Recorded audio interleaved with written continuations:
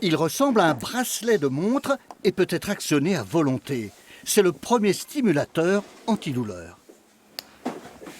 Ce qui est important, c'est de pouvoir l'utiliser n'importe quand, à n'importe quel endroit.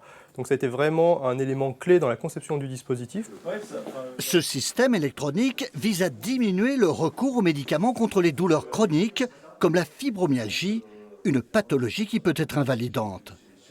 Le principe, stimuler une substance chimique du cerveau, l'endorphine, surnommée l'hormone du bonheur.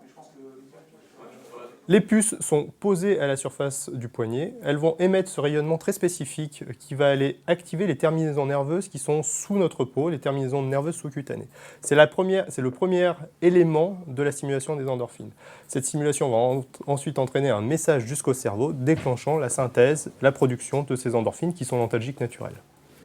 Cette start-up a été créée en 2016 à partir des recherches du CEA de Grenoble. Il a fallu 4 ans pour mettre au point cette innovation. Elle rime avec miniaturisation. Elle s'appuie sur la microélectronique, 4 puces de silicium qui utilisent des ondes électromagnétiques. Donc ce sont des composants en silicium qui ont été conçus par Remedy avec le CEA Grenoble et ST Microelectronics, qui vont émettre un rayonnement millimétrique à 60 GHz, qui va être rayonné par ces antennes en direction des terminaisons nerveuses.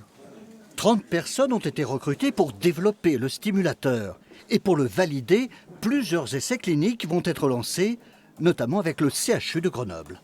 À partir du moment où on a les résultats cliniques, en fait, on peut penser à obtenir ce qu'on appelle le marquage CE médical, donc le dispositif médical en tant que tel, qui va nous permettre de mettre la solution sur le marché. Donc on peut imaginer une solution sur le marché au plus tôt à la fin 2022. Outre la fibromyalgie, la start-up cible la migraine ou encore l'arthrose. Le marché est vaste, 30% de la population mondiale souffre de douleurs chroniques.